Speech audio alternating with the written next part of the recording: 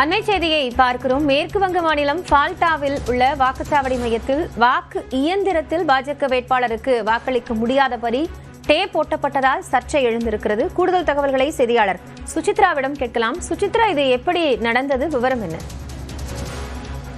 மேற்கு வங்க மாநிலத்தினுடைய ஃபால்டாவில் இருக்கக்கூடிய வாக்குச்சாவடி மையத்தில் பாஜகவினுடைய வேட்பாளரின் அந்த பட்டனில், அதாவது வாக்குப்பதிவு எந்திரத்தினுடைய பட்டனில் டேப் செய்யப்பட்டிருந்த சம்பவம் தற்போது பரபரப்பை ஏற்படுத்துகிறது. அதே போல இதே போன்று கடந்த 2024ஆம் ஆண்டு ஜூலை நடைபெற்ற மக்களவை தேர்தலிலும் இதே போன்ற ஒரு சம்பவம் நடைபெற்றது. தற்பொழுது மீண்டும் அதே நிகழ்வு அங்கு பதிவாகி இருப்பது சற்று பரபரப்பை ஏற்படுத்துகிறது. அந்த ஒரு சம்பவம் உறுதி செய்யப்பட்டால் அந்த ஃபால்டாவினுடைய வாக்குச்சாவடி மையம் என்பது மீண்டும் மறு வாக்குப்பதிவிற்கு உத்தரவிடப்படும் என்ற ஒரு விளக்கத்தை தற்பொழுது தேர்தல் ஆணையம் தெரிவித்திருக்கிறது. ஆனால் அதே சமயம் இந்த டேப் ஒட்டப்பட்ட நிகழ்வு என்பது உண்மைதானா, அதனுடைய உண்மைத்தன்மையை ஆராய்வதற்கான ஒரு விசாரணையை தற்பொழுது தேர்தல் ஆணையம் நடத்தி வருவதாகவும், அந்த விசாரணைக்கு பிறகு எதுவும் கூற முடியும் என்ற ஒரு தகவலையும் தேர்தல் அதிகாரிகள் தெரிவித்திருக்கிறார்கள். ஃபால்டாவில் இருக்கக்கூடிய இந்த ஒரு வாக்குச்சாவடி மையத்தில் இந்த ஒரு சம்பவம் நடைபெற்ற நிலையில் தற்போது அங்கு அந்த விசாரணையை தேர்தல் ஆணையத்துடைய அதிகாரிகள் செய்து வருவதாக முதற்கட்ட தகவலை இந்திய தேர்தல் ஆணையமானது தெரிவித்துள்ளது.